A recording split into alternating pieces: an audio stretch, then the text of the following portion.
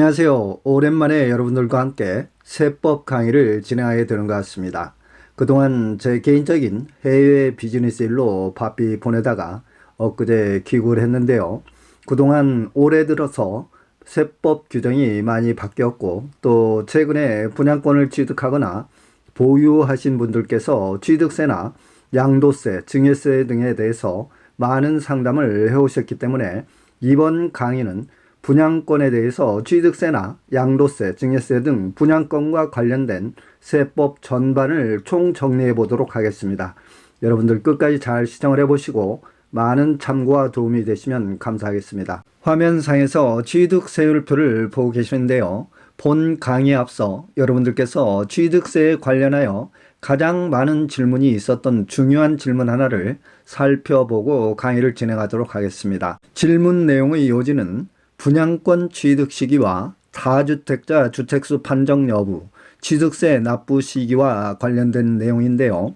질문 내용을 한번 살펴보겠습니다. 본인은 조정지역 내 기존에 살고 있던 집이 한 채 있었고 2020년 11월 15일 분양권 A 비조정지역을 취득을 하였고 그 후 2021년 3월 10일에 추가로 분양권 B 조정지역을 취득을 하였는데 언제부터 다주택자로 취득세가 중과되는지, 또한 취득세는 언제 납부하게 되는지 궁금합니다. 이런 질문을 주셨습니다.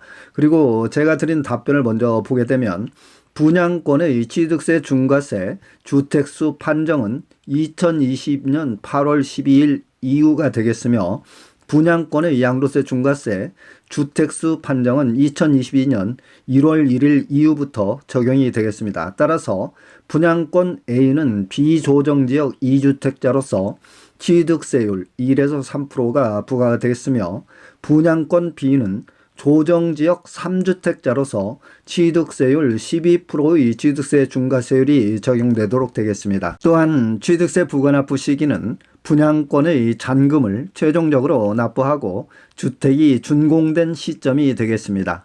분양권의 취득세 분야에 있어서 여러분들께서 필히 주의하시고 유념하셔야 될 부분은 아래의 표에서 표시다시피 취득세 주택수 판정 시기는 2020년 8월 12일 이후 주택 취득분부터, 양도세 주택수 판정 시기는 2021년 1월 1일 이후 취득분부터 적용된다는 점과 취득세 부과납부 시점은 최종 잔금 납부 후에 준공 시점에 납부한다는 것을 반드시 기억을 해두시면 좋겠습니다. 종종 여러분들께서 분양권의 취득 시점에 세율이 어떻게 결정되는지 혼동하시는 분들이 많은데요. 분양권의 취득세율 결정은 취득 시점에 주택 보유수에 따라서 취득세율이 결정된다는 것을 반드시 기억을 해두시고 준공 입주 시점이 아니라는 것을 기억하시면 되겠습니다. 다음은 분양권 취득 시 취득세 납세 의무자가 누가 되는지 살펴보겠습니다.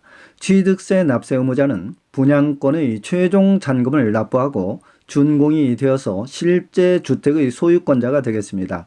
분양권을 중도 매도자는 취득세 납세 의무가 없겠으며 따라서 다주택자로서 취득세 중과가 부담스럽다면 중도에 분양권을 전매하는 경우에는 취득세 납세 의무는 없겠으며 중도 전매 시 양도세가 부과가 되겠는데요. 간혹 이런 질문을 주시는 분이 많이 계십니다.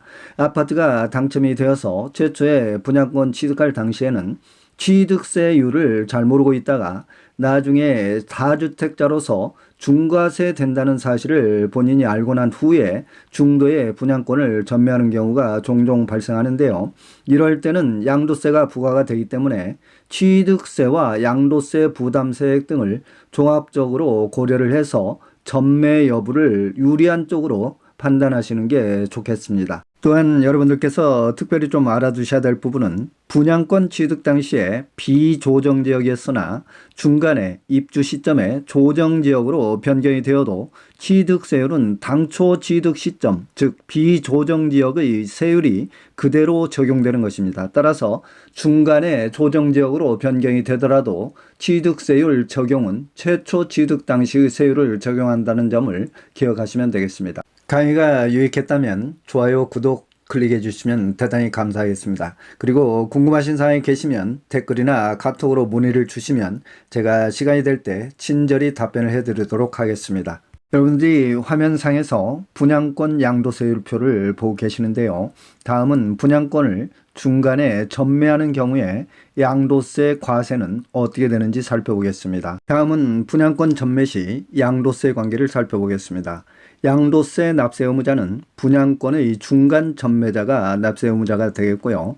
분양권의 양도세율은 1년 미만 보유 시 70%, 1년 이상 보유 후 양도하는 경우에는 60%의 양도세가 과세가 되겠습니다. 2021년 1월 1일 이후에는 분양권도 주택수에 포함이 되기 때문에 다주택자는 양도세 중과세 대상이 되었고요.